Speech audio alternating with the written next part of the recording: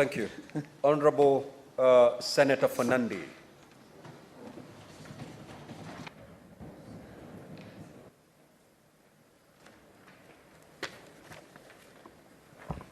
Thank you, Mr. Speaker, sir. I will start with my question number 1. Question number 011,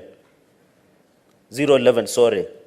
Question 1A, Part A, would the Cabinet Secretary provide an overview of the performance metrics of Kenya Airways KQ, particularly the gross and operational profit or loss for the half-year ended June 2023, explaining how the profits or loss compared against other key industry players, Mr. Speaker, sir. Part B, Mr. Speaker, sir, could the Cabinet Secretary provide a comprehensive account of all support, including government bailouts and loans from Export-Import Bank of the United States of America, extended to Kenya Airways over the last 10 years, highlighting the respective amounts received and the purposes for which the support was extended? Number C, Mr. Speaker, sir, which foreign consultancy firms have been engaged by the KQ in the last 10 years to revitalize the airline, and could the Cabinet Secretary indicate the respective amounts paid to each, as well as provide an overview of the recommendations made by the firms, Mr. Speaker, sir? Finally, D, what was the rationale behind the decision of KQ to ground Boeing 787-8 Dreamliner, registered as 5Y KZJ, another Boeing 737-700, registered as 5Y KQH, KQH and KQG, that is 787-8, and could the Cabinet Secretary also explain why the option of converting this aircraft to cargo planes was not pursued, and identify the authority that approved the removal of parts from this aircraft? I thank you, Mr. Speaker, sir. Honorable CS, you may proceed to respond. By way of introduction, Mr. Speaker, I hope this is the last time I'll answer questions about Kenya Airways, because it's our intention to return Kenya Airways to a private company so that the government of Kenya cannot continue subsidizing Kenya Airways, and therefore the public do not have a stake for us to come and answer questions about private companies in Parliament. So our effort in the Manifesto of Kenya Kwanza to make sure that we offload all the shares that the government owns in the Kenya Airways, so that we return it to a profitable private company that will not require the subsidies that we have had to subsidize, and converted if we convert the debt that they owe to the government of Kenya into equity, it increases their shareholding. So hopefully our manifesto objectives of getting a strategic investor will make it the last time we are discussing Kenya Airways. Mr. Speaker, as captured in the table below, and I'm sure the Honourable Senator has an answer, the submitted statement in good time. As captured in the table below, the Ministry through Kenya Airways reported an operating profit in the first half of financial year 2023, a milestone that it hadn't reached in the previous 6 years. The airline has made a significant 120% improvement, reporting an operating profit of 998 million compared to the same period in the previous year, where there was a reported loss of 5 billion. The table number 10 will explain. The growth was fueled by the 56% increase in group revenue, reaching an impressive 75 billion. Additionally, our passenger numbers surged 2.3 million, an impressive 43% growth from 1.6 million. And our earnings before interest, tax and depreciation and amortization and rent costs witnessed a commendable upswing of 7 points. Our gross profit improved by an impressive 131%, resulting in these commendable outcomes. We acknowledge that our legacy debt did bring down the impressive operating results, primarily to the huge forex losses because of the depreciation of the Kenya shillings against the dollar. These forex losses were primarily due to the re-evaluation of the US dollar denomination loans and liabilities. These finance charges in total amount of 22 billion and therefore heavily impacted our overall results. Mr. Speaker, the airline industry is highly competitive and therefore profit margins in the industry are thin. According to the International Airport Transport Association, IATA, the average net profit margin for the global airline industry is typically less than 5%. An overview of airline profitability compared to other industries is captured below. Vulnerability to external factors.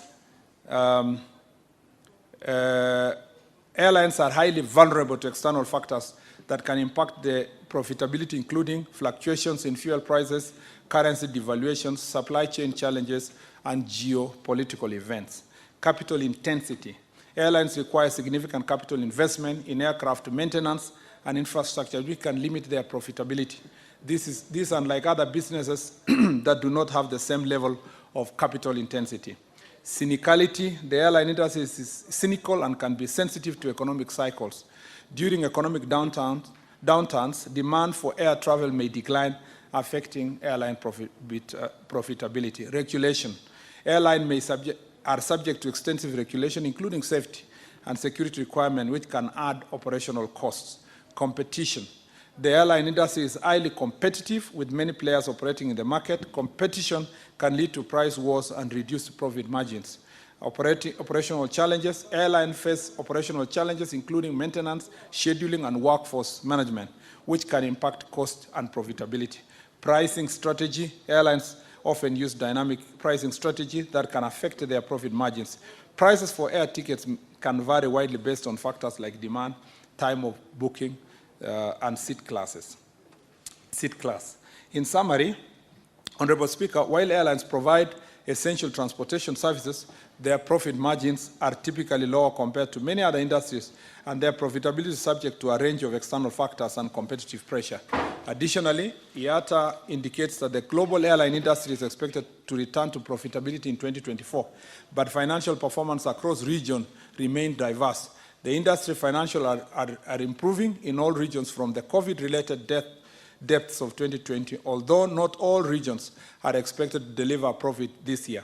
Africa remains a difficult market in which to operate an airline with economic infrastructure and connectivity challenges impacting the industry performance.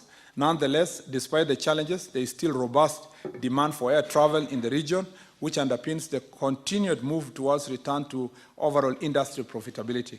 Kenya Airways' current performance for financial year 2024 projections are predicated on this forecast, and Kenya Airways targets to return to profitability in financial year 2024 as depicted in the table below. Mr. Speaker, the table below shows also the loans acquired by Kenya Airways, and I'm sure the Honourable Senator can read from the GOK loans. You can see what we've been giving Kenya Airways, including the 10 billion we gave as soon as the government came to office. I wish to inform the House that Kenya Airways was not the only recipient of the government assistance, specifically to cope with the negative impact of COVID-19. Various governments in Africa and outside Africa have provided direct support to the airlines.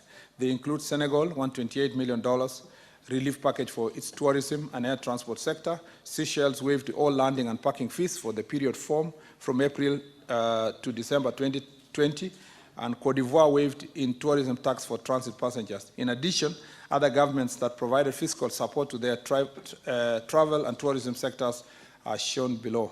From Egypt to Ghana to Zambia to Cameroon, we've given that list. Technically, it is worth noting that KQ has no loan facility from the Export-Import Bank of the United States of America. The U.S. Exim Bank is a guarantor of a facility of $841.6 million to procure 6 787 aircraft on one 777-300 range aircraft and one Jenks engine. This is 90% of the total facility of the 924 million provided by Citibank and JP Morgan Chase Bank, NA. Mr. Speaker, table below gives a detailed overview of the firms contracted to provide services. Mackenzie, Mr. Speaker, operational support in Honorable Project Safari. CS, just pause a bit. What is your intervention, Senator Fernandez? Mr. Speaker, since I have the answer and I've gone through it, to assist the House to move fast. Okay. If members want to... The response has been circulated to honorable senators. Yes, that is what I wanted to assist the House to move fast, Mr. Speaker, sir. Would it be in order I ask my 2 supplementary questions so that we make progress as a House? Would that be better? You will proceed to ask question number 12, number 13, and thereafter you will...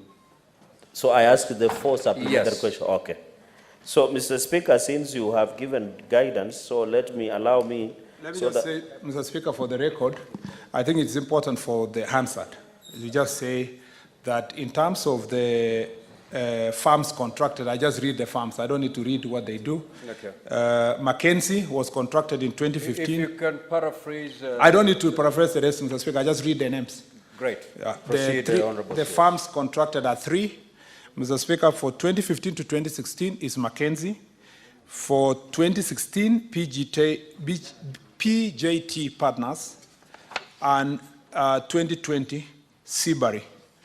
I think that is all I can say, Mr. Speaker. Thank you. No. Mr. Speaker, there is an important answer, if I may, with your permission, that I'm sure even the public will be very happy to know. That's the last only one paragraph that is related to the grounded airlines. Senator Sifuna, what is your intervention? Certainly, it cannot be a point. Mr. Speaker, you know the CS insisted on giving us the name of the contractors, but my document says McKinsey. Yes, it says McKinsey here, Mr. Speaker, on the document. He has told us Mackenzie.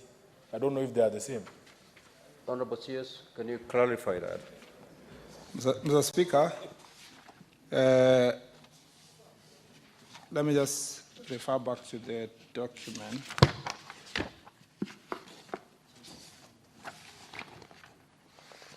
Yes, correct, it's McKinsey. Thank you, it's McKinsey. Because there is another firm called McKinsey. So that's where the... No, not the person. There's a firm called McKinsey. Mr. Speaker, let me just... Mr. Speaker, I just want to read this statement regarding, there have been public debate about a plane that we donated, so it's important to read it for the record. KQ has not grounded any aircraft, 5YKZJ, which is as Boeing 787 Dreamliner. Took some time undergoing heavy maintenance because of unavailability of many essential and critical components parts in the aircraft market. These shortages are well published in the industry.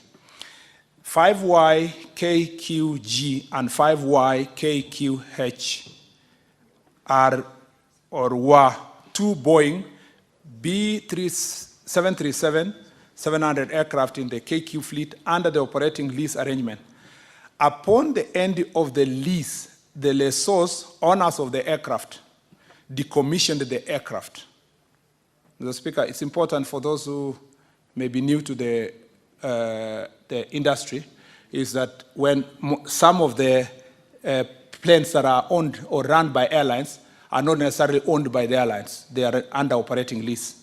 And Mr. Speaker, upon the end of the lease, the lessors themselves decommissioned the aircraft, salvaged valuable components from the 2 aircraft, removed what they thought is important, and transferred what was remained of the aircraft to KQ at 0 cost.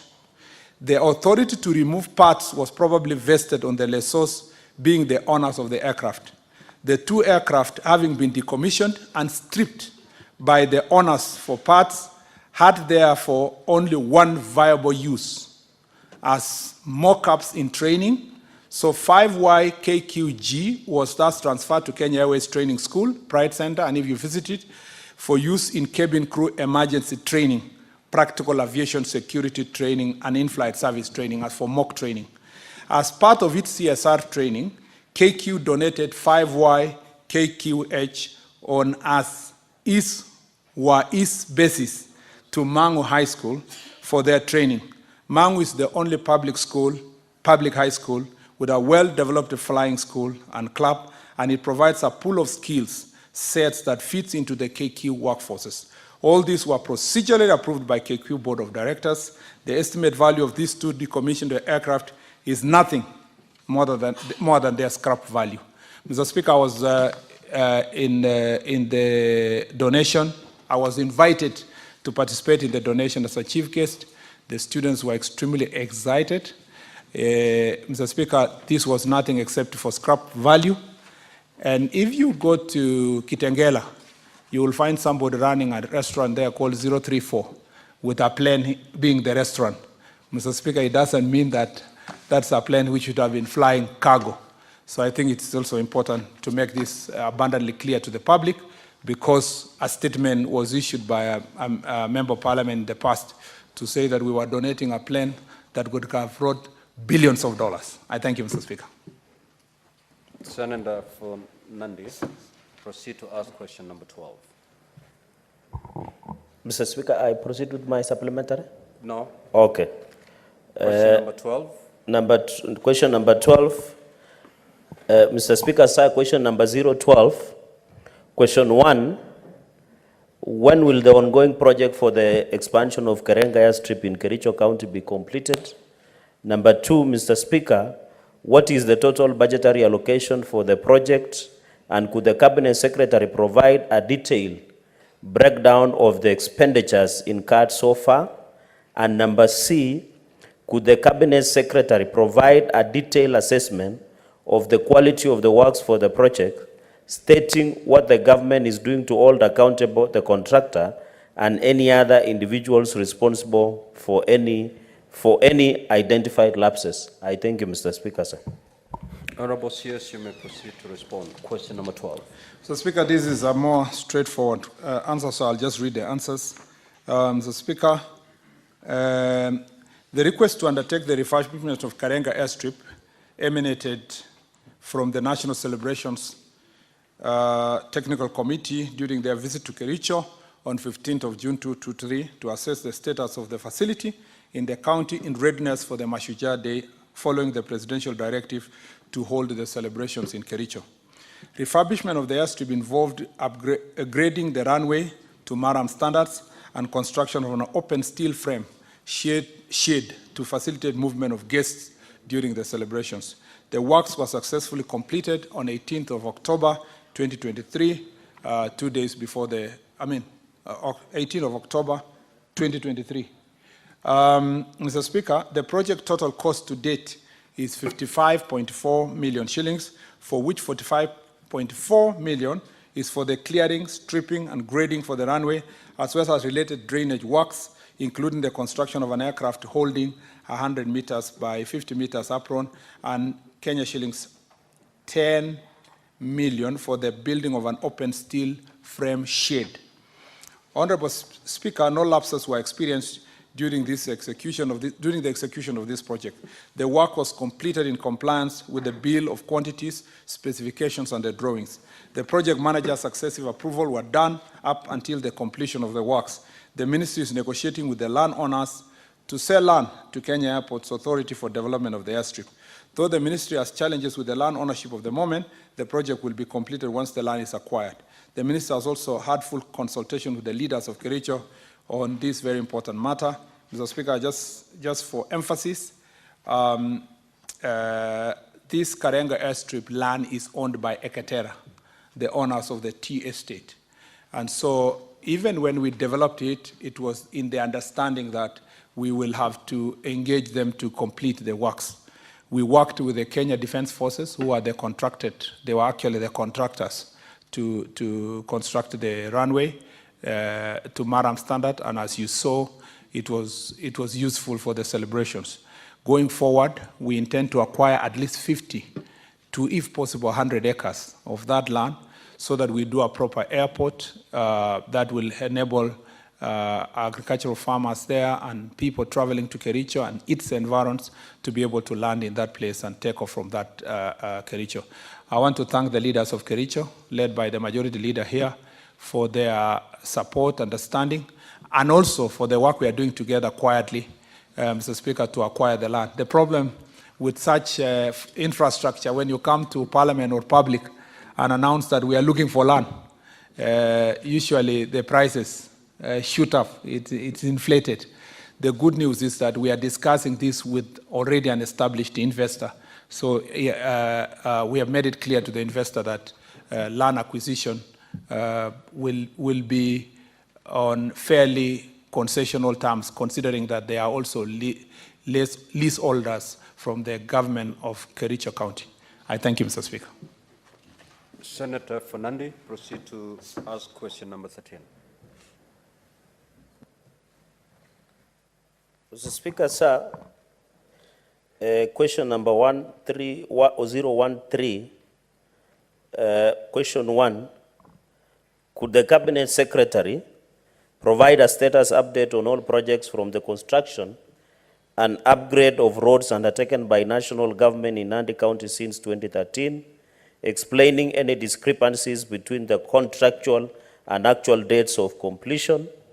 But B, Mr. Speaker, what are the reasons for the delay in resuming construction of Kaiboi, Chepterwai, Kapkatembu, Chomisha, Chemuswa, Chomisia, Danger Road, Timboroa, Maraba, Kopere Road, Mugundoi, Nandi Hills Road, Nandi Hills, Simaki Road, Lesos, Keses,